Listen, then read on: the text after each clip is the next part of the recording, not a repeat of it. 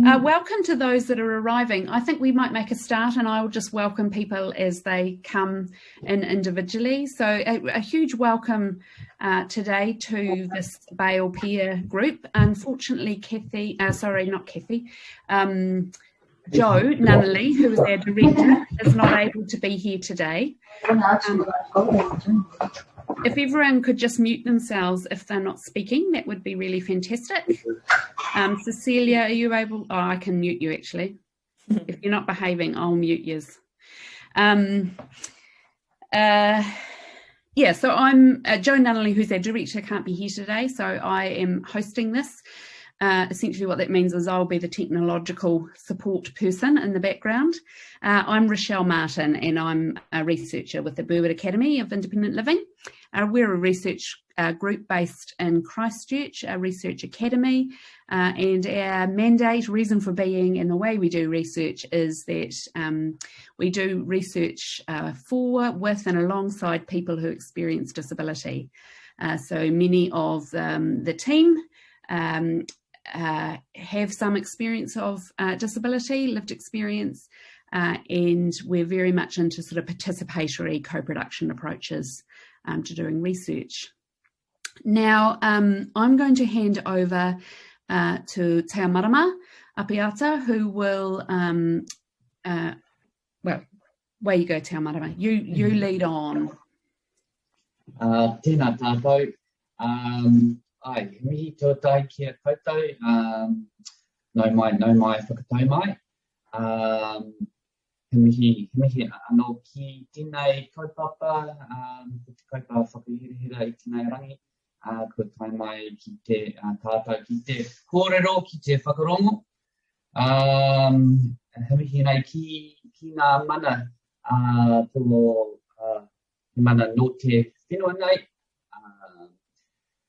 ki kōnei, ki kōrā, ki kōrā, he mihi kōrero ki a koe, Karen, ki tō o hapu, whakatōhia nai te rangi, he mihi nei ki a koe. Anei te mihi te karakia timatanga, whakarongo ki te hai mano I karanga nei. Tui a ki ringa, ki raro, ki roto, ki waho. Tui a te here ngā tangata katoa. Ti hai iriori, ti hai nako, ti hai maiora. Tutura whakamao kia tina, haumie, hui, hai kie. Kia ora rā. Kia ora tātou, ko Juliana Hope. I am a research assistant here at Bail and I share the profession of speech language therapy with our fabulous presenter, Dr. Karen Brewer, here today. I'm so delighted that we get to hear Dr. Brewer's beautiful mahi, Whāriki, Kōrero, and the research behind this kaupapa Māori speech language therapy package for whānau living with communication disorders. So it's developed with the work of speech language therapists in mind. Both Whāriki, Kōrero and the learning behind it have great potential to advance Mātauranga Māori within the work of rehabilitationists and researchers. Anyone involved as communication partners with Māori with communication disorders. What excites me as a researcher is this work's scope for building empowerment and inclusion in research, design and participation for people with communication disorders and who are Māori. These are fields from which they're so often excluded, and it opens up an opportunity to share their voice around issues that matter to them, and it's an opportunity for all of us to commit to communication as a basic human right and to open up to the voices of all, not just some. So thank you and welcome, Karen. So looking forward to hearing what you're going to share with us today and the discussion that will follow.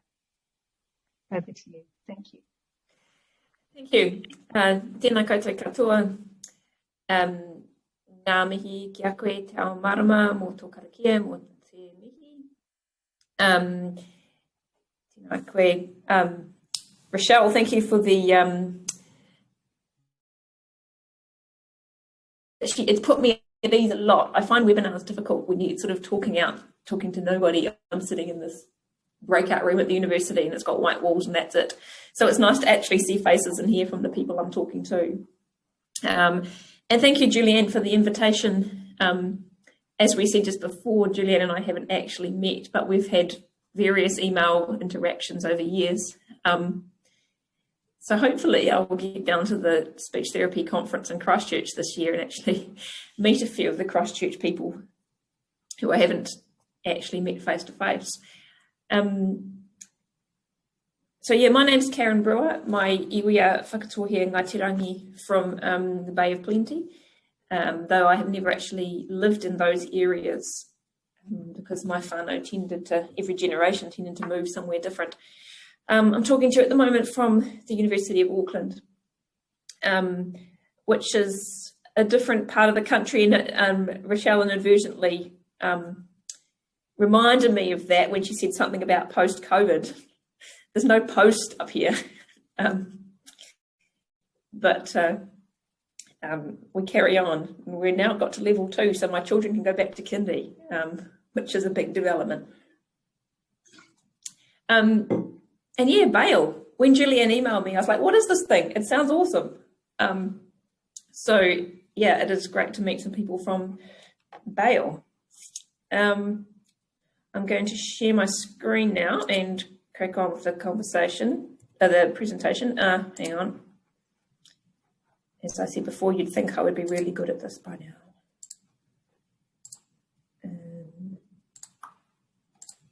There we go. I'm presuming that's working all right. Okay, so what I'm presenting to you today is a postdoc that I did. So I'm a speech language therapist, and I, after working a couple of years at Waikato Hospital, and particularly my interest was in aphasia and stroke, I then came back to a university to do a PhD about Māori experiences of aphasia. When I finished that, I was lucky to get an Erupōmari postdoctoral research fellowship in Māori health from the Health Research Council that funded this work. It was supposed to be about 3.5 years, and then I had a couple of lots of maternity leave within that, and then I went to part-time, and so it took about 7 years or something to get there. But we did get there in the end. And then it was supposed to have the final pilot in February, March last year, when New Zealand was busy doing other things. So it's been an interesting ride, but here we go. I like to begin with the acknowledgements, because over the course of 7 years, there's so many people to thank. And of course, there's the funders and there's my supervisors, Doctors Mātiri Howard and Claire McCann. Mātiri is now my boss. When I finished this postdoc, I took on a small senior research fellow role on a project that's now what I'm now working on. It's called Access. It's about accessing, can't never remember what it stands for, but it's a good acronym, which is important when you're doing a grant application. It's about inequities in cardiovascular care for Māori Pacific people, anyway. And that's funded by the National Science Challenge Healthier Lives and the National Heart Foundation. So that's my current work. It's this great Māori and Pacific project, and it's really nice to be a minion on a project with some very experienced Māori and Pacific researchers. Yeah, the postdoc started off in Te Kupenga Hauora Māori, which is the Department of Māori Health, and I finished it in speech science, which is kind of my home. As always, there's lots of stroke survivors and whānau members and speech therapists and everyone. I also always talk about Te Whawhai Taki. She was my research assistant from Opotiki, who kept me grounded and told me off, and very much an advocate for her community. And she passed away before I actually finished the project, suddenly and prematurely, and it was terrible. So the whole thing is kind of dedicated to her. And also to acknowledge Carol Green, you'll see some really beautiful pictures throughout this, and they were all done by Carol. And she said to me, yeah, use them wherever you like, and if you need any more, just let me know and I'll give you some more. So she's been fantastic to work with. Now, what I don't have visible on my screen is a clock, but I will employ my phone for that. So this is a project, it was originally called a kaupapa Māori intervention for stroke-related communication disorders. And nobody liked the title. I didn't like it because I don't really like talking about us long-winded and disorders as, you know. Turned out speech therapists didn't like it because they thought they were getting intervened on. They didn't like the idea of an intervention that they might be the recipients, which was kind of interesting for me. I thought, well, if you don't like being the recipient of an intervention, maybe you shouldn't call it an intervention for your clients. So it's about communication problems after stroke, dysarthria, apraxia of speech, aphasia, and cognitive communication disorders, or right hemisphere language. It kind of naturally ended up being a lot about aphasia, which is partly the particular participants I had, and partly my particular interest. It all sprang from my PhD, which was interviews. Oh, so McClellan is me, that was my maiden name. I inconveniently got married between finishing the research and graduating. So I occasionally, twice now, I've been asked to review my own articles by journals, if I've still got two different identities in their system. That's how I get to publish so much. No. So in the PhD, I interviewed Māori whānau with aphasia about their experiences. I also interviewed SLTs, speech language therapists, and speech language therapy managers. And basically, both people showed that service delivery for Māori with stroke was in need of improvement. So when we got to do the postdoctoral research, I undertook a set of interviews and focus groups, and I deliberately did it in rural and urban areas, involving whānau, SLTs, and Stroke Foundation community stroke advisors, and also acknowledge the input of Whāriki Tangitu and Lani Marama and colleagues in the Bay of Plenty, who gave me quite a lot of input for this. That Whāriki has since retired and the whole group has been restructured, but they were very involved at the time. In these interviews or focus groups, we talked about the service provided for Māori with stroke communication disorders and how that could be improved. I had this naive idea that I would go in and say, look, in my PhD, I already described everyone's experiences. So now we just need to know what to do about it. What do you guys think we should do about it? I've got this money, I've got this time, we're going to make something to use in speech therapy. What should we do? And I kind of got met with these blank stares. And after a while, I realized that actually people needed to tell me their story before they could give any idea of what maybe we could do about it. And then even then, they didn't have many suggestions. And that's when I realized it was my job to listen to the stories. And actually, I was the one getting paid to come up with what to do about it. So that was kind of a long learning curve. I was lucky I had these couple of years of maternity leave, little hiatus in the middle, because it let me actually do the thinking I needed to do. So in one of these focus groups with, it was one with speech therapists, Renee said to me, can I ask a question about that resource that you were talking about? Were you going to be looking into a resource about, I don't know, that could help with communication, or with more like, because it seems like a lot of the issues are settling back at home and services and that kind of organisation. I don't know, organising the family and everything.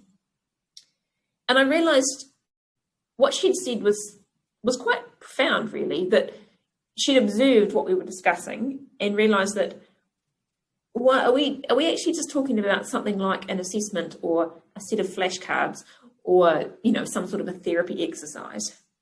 because that's not going to it's not going to address the issues that we've just been discussing in this group. And that really helped me to come up with the this here hierarchy of skill and resource development that very much has guided what I've done since then. And the idea for putting it into a potama came from a speech therapy colleague, Waimirirangi Andrews. But basically the idea here is that I had kind of come in thinking we're going to come in at levels 4, 5 and 6, mostly level 6. But actually there's a whole lot of levels you have to get to before you can think about level 6. If you go straight to level 6 with your flash new therapy resource, but you're not culturally safe, and you can't build a relationship with the whānau, then your fancy new flashcards are not really going to be any use. The other thing I had to think about is whether this resource should be nationwide versus iwi specific. So everything I read and everything I heard and I knew said to me that you can't make one kaupapa Māori resource, because we have mātauranga a iwi, and even smaller than that. The kind of Māori knowledge, iwi knowledge, hapu knowledge, whānau knowledge, how can you make one Māori resource? You can't. And so that became a bit paralysing for a while, because every region I went to said, oh, but we don't say it like that here. And you've got to realise that we're different. Here we do such and such. And I thought, well, I can't make something for everybody. So am I going to make something that's no good for anybody? Or am I going to make something that's really good for a small group of people and everyone else can't quite use it? What we've tried to do in the end is make something quite pan-Māori or quite generic, that can be tailored, and it's built into it throughout it to tailor it to suit your region. This is the kete here is what we came up with. It's in 3 parts, it just looks like 4. So the first thing I'll talk about is the SLT Online Learning, professional development. Then we have the website and information book for whānau, where one is the online version, one's the offline version, because Whawhai and her community in Opotiki and far more rural than that, didn't have internet and didn't use internet. It wasn't sort of part of their daily life. So that was where a piece of paper was more important. And then we have Ngā Whāriki Kōrero, which is talking mats, which I will talk about as well. So between them, these 3, I think they cover all the stages of the potama. Yeah, not so much at level 6, but we'll get there. This SLT Online Learning, you'll see I've put references on each of the pages. I've tried to publish each bit as I've gone along. This SLT Online Learning is available through CLAD, which is an online PD platform that the NZSTA, New Zealand Speech Therapists Association, Speech Language Therapists Association, they subscribe to it, and you provide the content, and the CLAD group put it into an online module, and then CLAD charges a certain amount for each person who does the course, and that's how they get back the money for creating it and hosting it. And then the NZSTA can add an extra bit on to sort of fundraise through the provision of this online PD. In this case, NZSTA don't take a cut, so it's available to speech language therapists at cost. So it's in 2 modules. And this is very much influenced by the time I was in Te Kupunga Hauora Māori, working with Paparangi Reid and Rhys Jones and people like that, who are very much from a public health perspective, and also very into rights-based approaches to Te Tiriti o Waitangi, and taking a look at everything critically and decolonising, which is a very great thinking space to be in. So, and one I think that the speech language therapy profession, and probably many of your other professions, could also really benefit from upskilling in. So that's where Module 1 comes in. It's this sort of foundational knowledge about the historical and socio-political context for Māori, health inequity, social determinants of health, racism, a more critical approach to te tiriti o Waitangi. Most speech language therapists have done a treaty course and learned about 3 Ps, but this is kind of taking it to another level and saying, what does this really mean what do the articles of the treaty really mean for speech language therapy as a discipline, as a profession? Cultural safety, which looks more at it looks at the power inherent in the role of the SLT, and it looks at the culture of the therapist and the discipline and the profession more than the culture of the patient. And then the second module, now that we've covered all of those bases, is the stuff that people were probably looking for in the first place, which is the more specific information about doing therapy for Māori stroke survivors and whānau.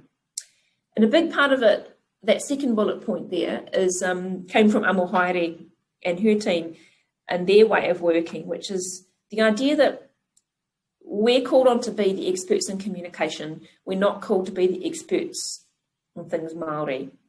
And we don't have to be the experts in things Māori. We have to be really good at building relationships and networking, and we need Māori friends, colleagues that we can work with to cover all our bases. Now, different DHBs have different ways of working with in that kind of respect. With kaitiaki, kaitaka wainga, Māori support liaison, however they kind of call it and however they work. But that was the way of working in that particular area. That I liked that idea that we don't have to be the expert on this, but we do need to have really good relationship building skills to find the right people to work with, which I also recognise can be very, very difficult to actually find the right people and build the right relationships. And it's a long-term project. So that's the SLT learning that kind of covers just going to skip back here, 1, 2, 3 of the potama, I would say. Number 4 doesn't really feature very well, actually. I think if I was doing this again, I'd probably take out number 4. And then we have the website, which, am I going to try and be fancy and click it now? Let's see what happens. Yes, I know it's got a safety certificate, thank you. Right. Now, has the website come up, or is it still showing the previous one? I need to do a new share. Oops, share screen. No. So this is my website. You can see I'm not a web developer. I built it in WordPress because that meant that I could have some control over it and I can keep updating it. And I just used whatever photos my husband and I had taken because I didn't want to have to worry about copyrights and all of that. So this is, as it says, created for Māori whānau. It's got information about communication after stroke, ideas for things to do at home, people's stories, there's some videos, there's lots of links, information about stroke, etc. And some of it came from things that I used to talk to people about when I was a speech therapist in the hospital. Yeah, the kind of idea, a lot of what came back was, particularly in the rural areas, well, we got discharged from the hospital and we were on a waiting list to see a therapist and we weren't going to see anyone for 2 months. So we didn't really know what to do in the meantime. This is meant to kind of help to bridge that gap, hopefully in a culturally appropriate way. And this, which we'll get to later, is where you find ngā Whāriki Kōrero, which is the talking mat stuff. I'm going to stop that share and do a new one of, oops, what am I doing here? Back to, yeah. And in that picture there, the yellow and green bit is the booklet. This Carol, the artist, pretty much just took everything off the website and dumped it into a book. And it worked. that was about towards the end of level 4, that was of COVID lockdown. That's when that was happening. As some example pages from the book. She gave each little person their avatar, which I thought was quite funny because knowing the actual people, some of them look nothing like them. Anyway, this, which you can't really see, don't you hate it when people put up slides that they know you can't see? This is the original mat. So when I did findings of my PhD, these are all the themes. The one on the left is in English, the one on the right is in Te Reo. So the 4 themes of my PhD research was grieving for what is lost while recognising what we have, and that it's hard, but we can choose how to respond. And Lani Marama, he put on the ngapa mana o io, which is the mana tupuna, mana tangata, mana whenua. I've forgotten what the other one is, and I can't see it up the top there. Mana atua, and which was a model that they use in Bay of Plenty DHB, and it fitted onto this mat. Anyway, so there's the smaller strands here have got the sort of the sub-themes on them. For example, in grieving for what is lost, we've got the loss of well-being, and in recognising what we've got is the other side of that. We're stronger together. Grieving what is lost is things I can't do anymore, but I can also do new things. My role has changed, but there's no change in my status. And not the same person anymore, but somehow still the same person. These are some of the experiences of aphasia. And I would show this mat to people after my PhD, and they'd say, yes, that's great, that's it, my experiences are in there, you've got it. But at the same time, it's complex. There's a lot of words, and we're talking about people who struggle with words. And it's not very, how do you use that in therapy was kind of our question. And then we came across talking mats, which is a thing, a registered thing, and it's a social enterprise based in Scotland where it's a way of communicating, but anyone can do it from about age 3. And you have a topic, this is what we're talking about today, and you have a good and a bad and an in-between across the top, and then you just go through each of the cards which have a picture and a word, and you place the cards, is this thing going well for you or not going well for you, or do you like it or do you not like it, and you place the cards onto the mat as a way of expressing your opinions on whatever the topic is. It can be done for any topic. It might be, if it's ADLs, good, bad, and in between, how do you get on with showering? How are you getting on with dressing? How are you getting on with toileting? How can you tie your shoes? You know, that kind of thing. And the person lays it out on their mat to show how each of these things is going. Or it can be about any kind of more complex topic. Talking mats, you have to do the course to be trained to use it. And those little characters there that look kind of like the Simpsons, that's the talking mats characters that are on all of their cards.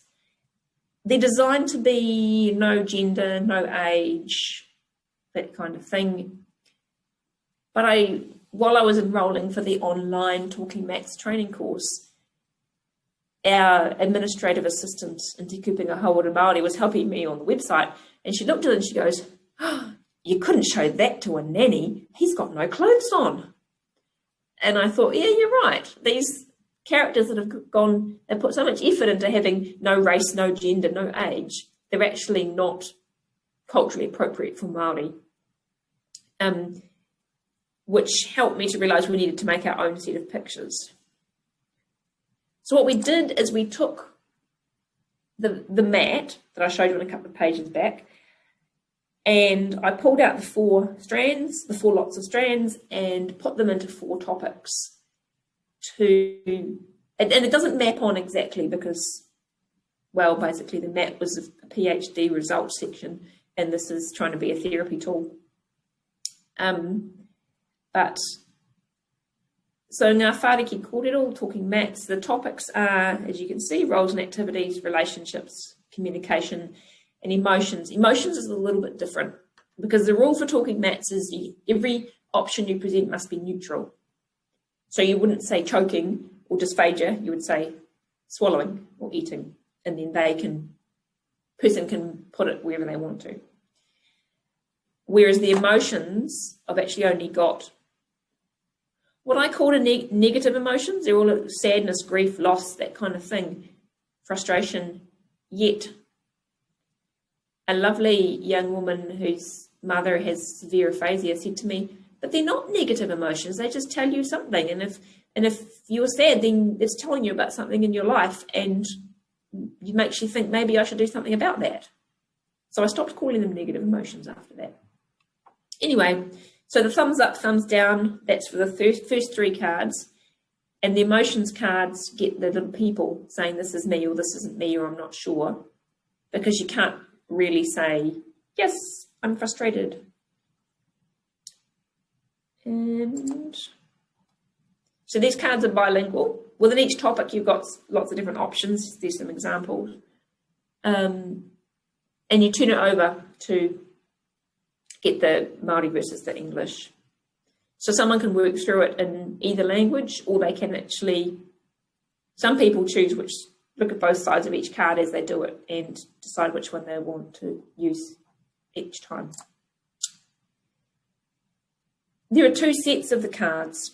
One is for the person with stroke, and then the other set is for the whānau member to complete for themselves, not thinking about or talking for the person with stroke, but actually thinking about their own experiences.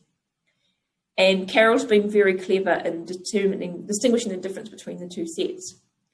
So to start with the triangles, the orange triangle means that that's the stroke survivor set, and the green triangle means it's the whānau member set. The yellow down the bottom shows us that it's from the yellow set, which is, I've forgotten, I think it's communication. Yep. Yellow topic, I should say, communication. And then the person, we had a lot of conversations about how do you represent a stroke survivor? Because you don't want to show that they're old or that they're young or that they're male or female. And how do you represent someone who's Māori?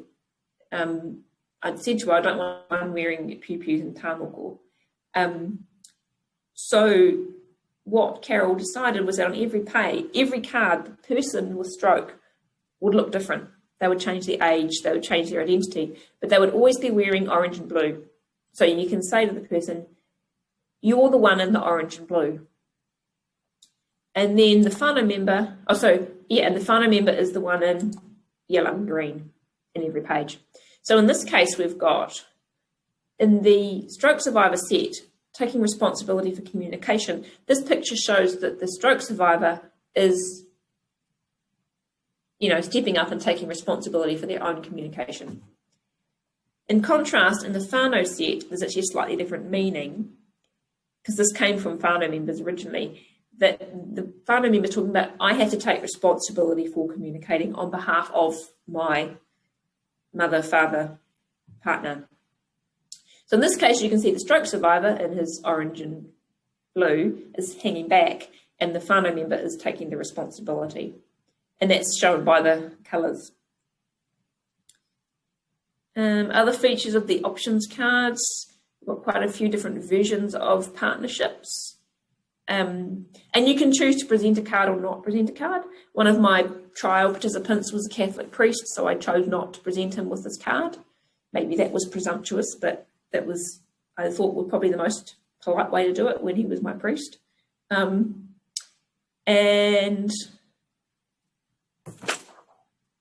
where are we? Yeah, so that's the Whāriki Kōrero, talking mats. So they all fit. They're all part of this kete, and they go together because of this potama. The importance of having all of the elements there in order to provide successful, culturally safe therapy. These have been out there for, we launched them in about July, I think, June, July last year. I sent them around all the SLTs in district health boards and anyone I thought might use them. And people since then have requested copies from me. We still have plenty of hard copies of the cards. I mean, that link I showed you on my website, the e-versions are all there, but the cards are really much better in hard copy. And this is still, I mean, these questions I originally posed for an online conference I was presenting this at, but I think they're always relevant because I think they probably have applications beyond Māori stroke survivors in speech therapy. They probably have applications for, I mean, people who work in TBI have asked me for them. People who work with children have asked me for them. Probably partly because it's the only Māori bilingual resource of any sort like this that we've got, although there are a few more in the pipeline. I don't know if you know about Talking Matters, no, not Talking Matters, the other one, Talking Trouble, who do work in the youth justice system. They are coming up with they're really championing talking mats, and they're coming up with some cards to be more New Zealand specific. So yeah, that's what I've got to present. I'm interested in any questions or any conversation anyone wants to have about it.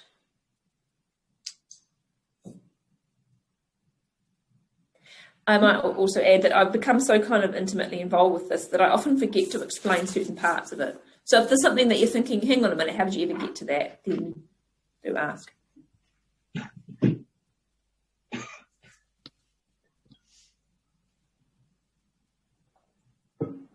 So just to clarify, so Julianne and I know what's happening. Julianne, I will let you be the person that facilitates the discussion, and I will just be the tech person.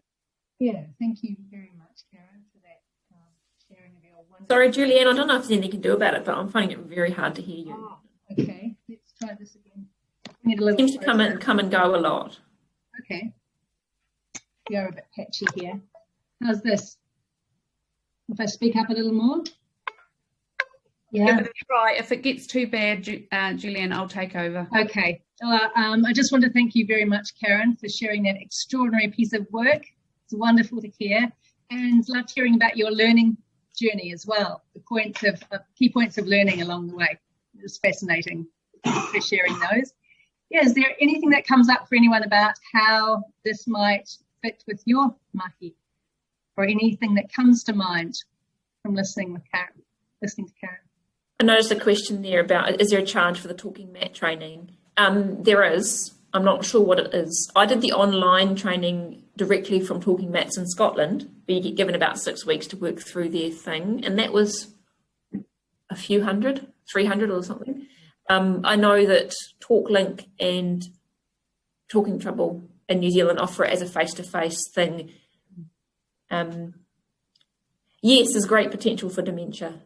And I took the cards to show them to Makarena Dudley, who does work with Māori with dementia, and she was quite excited by them too.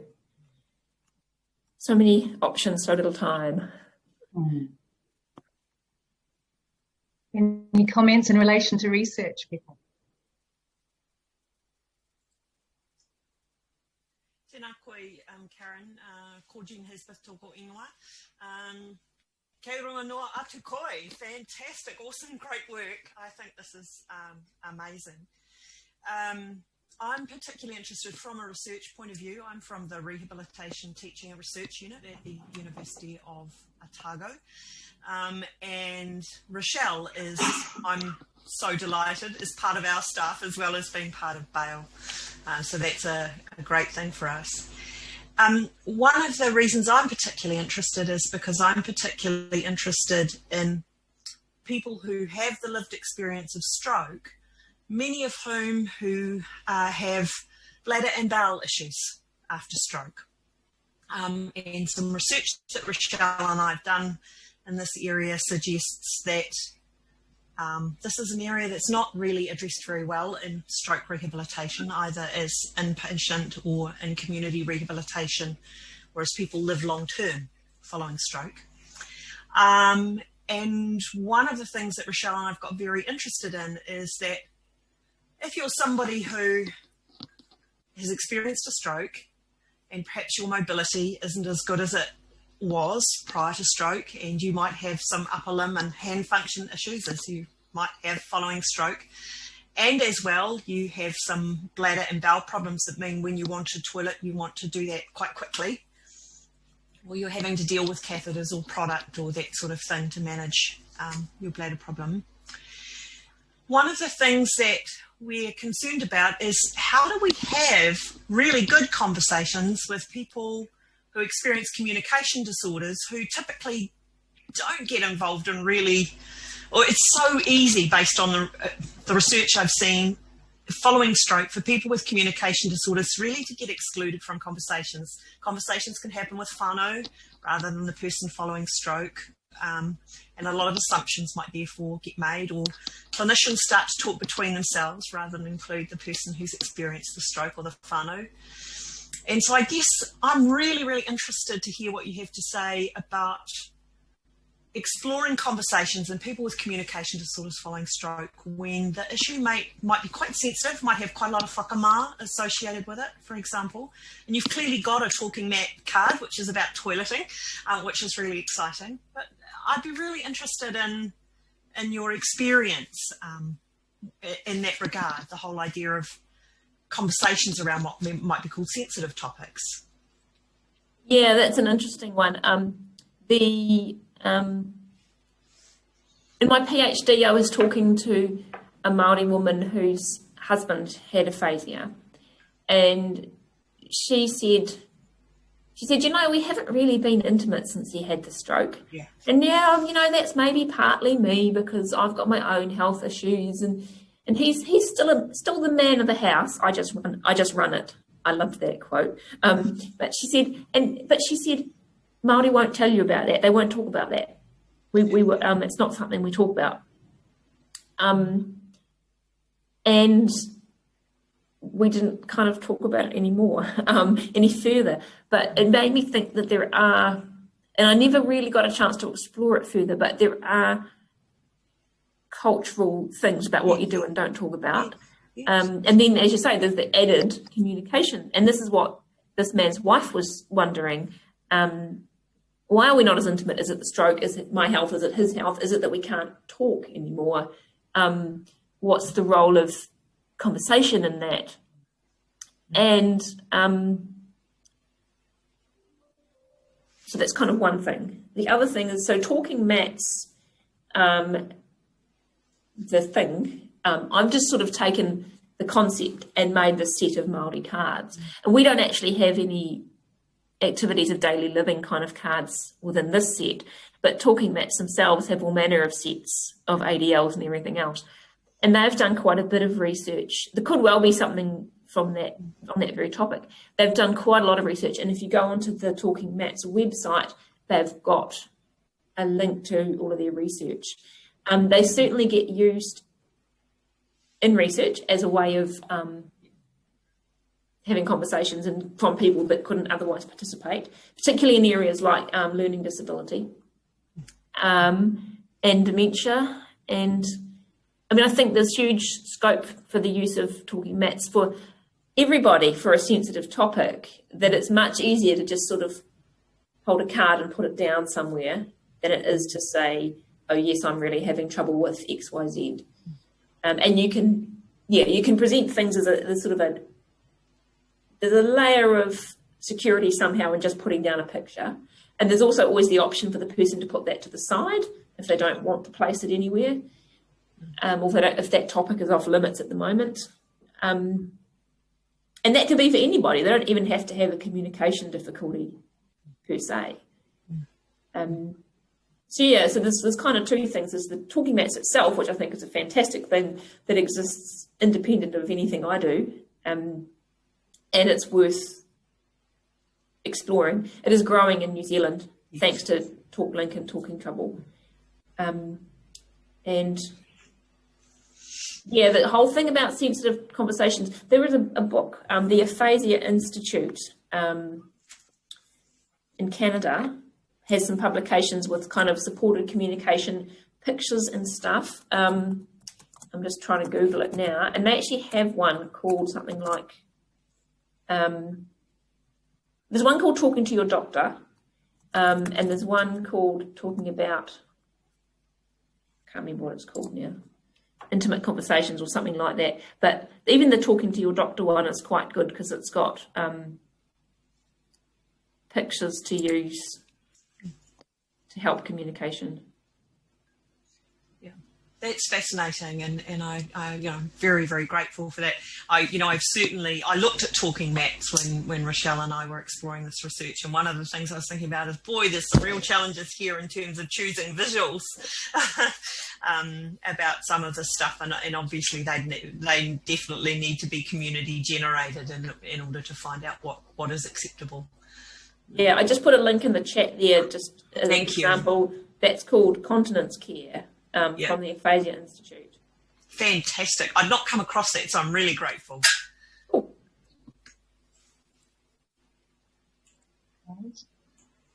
Anything else coming up for people at the moment? Karen, back when you were starting your journey and you realised that there were a great many complexities associated with designing this package, and you wrote your lovely piece published in 2016, which looked at sort of the context in which communication disorders are, the context in which they sit. Is there anything that stands out from that time around the complexities or your learning there that you would like to share with people? Thanks for that question. It does make me think of one thing that I wrote actually in the thanks, Is it Susan G5 or G5? The one thing that I wrote in the conclusion of my PhD thesis, and I've since managed to get it published somewhere, I think, because you can hide things in a PhD thesis that never get seen again, because who reads a PhD thesis? But anyway, that's where you do all of your musing and all of your fun philosophizing and all that. Anyway, throughout the PhD, when I was going to be describing aphasia for Māori, one of my supervisors was Linda Worrell at the University of Queensland. And she's, if you don't know Linda Worrell, she's Dr. Aphasia of the universe kind of thing. She is it for aphasia research. Certainly for the Southern Hemisphere. And she took me on as a PhD student because I was originally going to research quality of life in aphasia, and she took me on for that. And then in the end, it became a kaupapa Māori research about Māori experiences of aphasia, which was nothing like what we'd intended originally. So to her credit, Linda stuck with it, and she learned a lot along the way, as we all did. Anyway, I was over in Australia with her research group, and I was playing with all my findings, and I mean, that mat I showed you, that was like 2 years of work to get to that, and 2 years of messiness.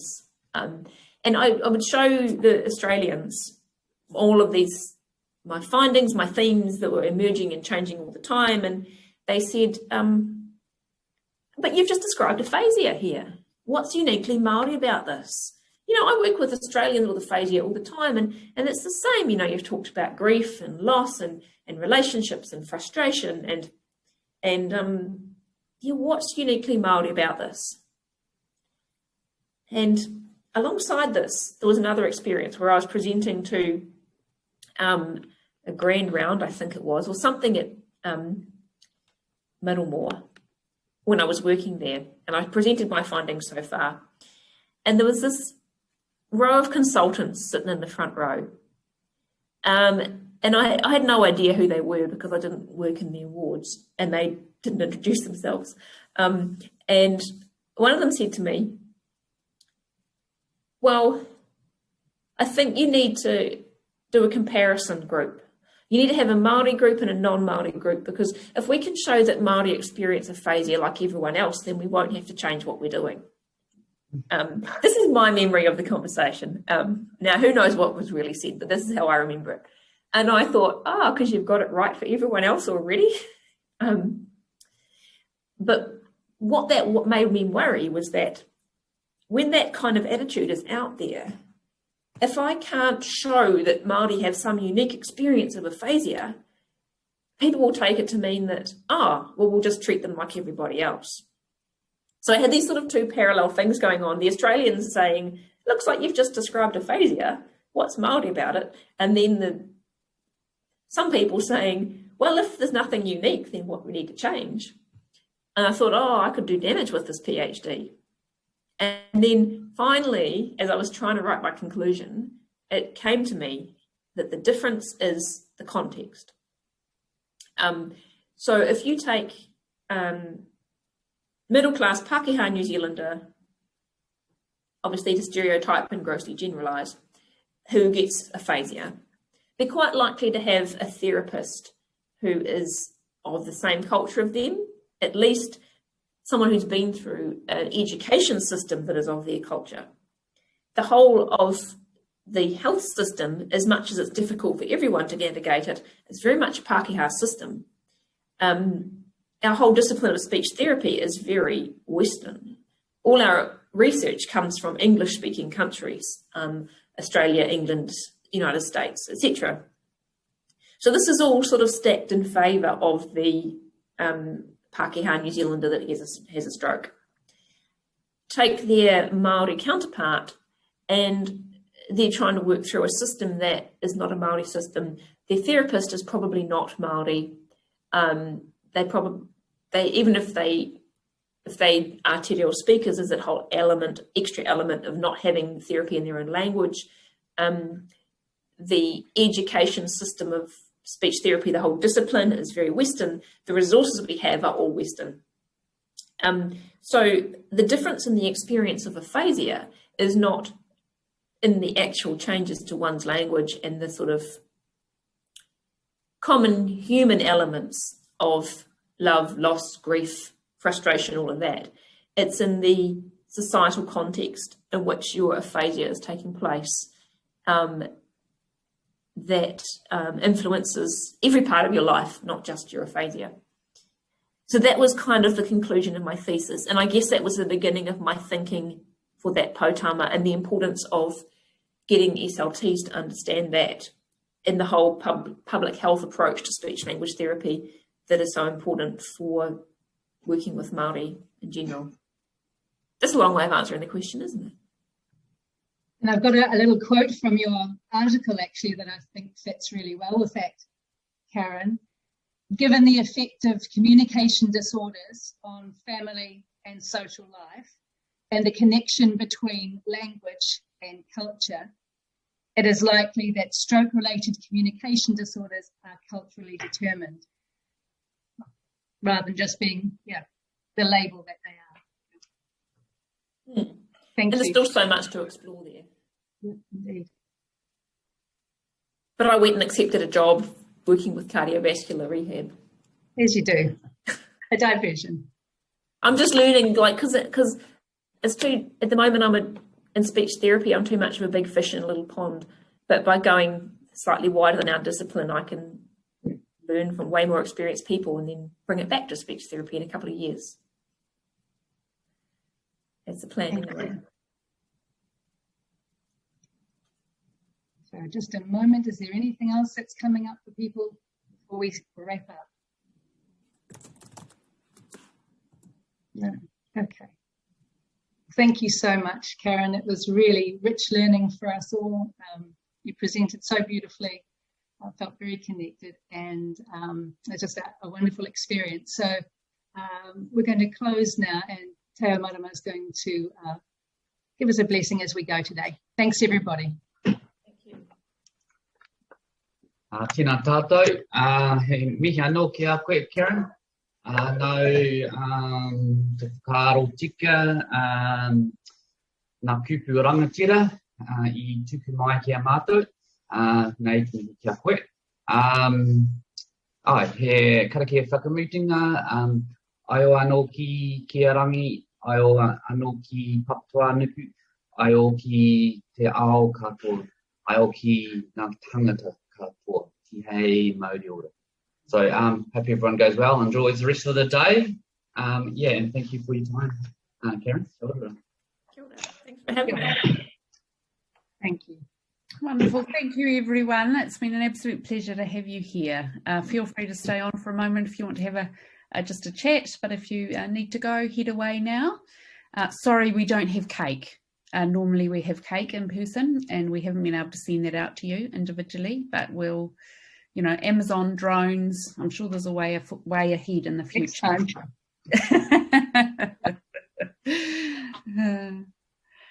If people are interested in those slides, I can send them to Cecilia. That would be great, Karen. If you could send the slides, that'd be really helpful. Yeah. Now, Nathan, I haven't met you. Hi, Nathan. It's just a face I haven't met before and seen. So just a special welcome. Oh, no, I can't hear you. You've unmuted yourself, but I'm still not hearing you. No, you're muted again, so unmute. Let's see, it might just be that your volume's down. No, still not hearing you. Well, we can see you, and it's lovely to have you here. You're very, very welcome. Yeah. I know you've joined us in person at some of our peer group meetings recently. Oh, have you? Okay, so you live in Christchurch. Again. Ah, okay. Good. Right. Brilliant.